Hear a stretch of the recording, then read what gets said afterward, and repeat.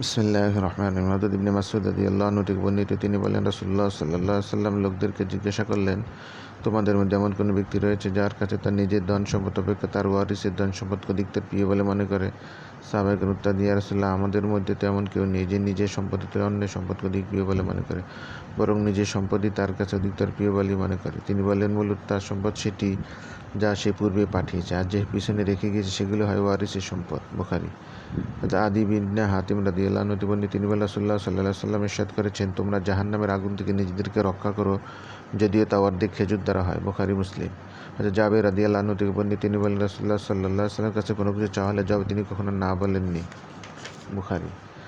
আবু হুরায়রা রাদিয়াল্লাহু আনহু থেকে বর্ণিত, তিনি বলেন, রাসূলুল্লাহ সাল্লাল্লাহু আলাইহি ওয়াসাল্লাম ইরশাদ করেছেন, প্রতিদিন সকালবেলা বান্দা যখন ভোরে ওঠে, দুজন ফেরেশতা তখন আসমান থেকে অবতরণ করে। তাদের একজন বলে, হে আল্লাহ, দানশীলকে এর প্রতিদান প্রদান করুন। আর আরেকজন বলে, হে আল্লাহ, কৃপণের সম্পদ ধ্বংস করুন। বুখারী, মুসলিম। উত্তর আবু হুরায়রা রাদিয়াল্লাহু আনহু বর্ণিত, রাসূলুল্লাহ সাল্লাল্লাহু আলাইহি ওয়াসাল্লাম ইরশাদ করেছেন, মহান আল্লাহ বলেছেন, হে আদম সন্তান, তোমরা দান করো, বিনিময়ে তোমাকেও দান করা হবে।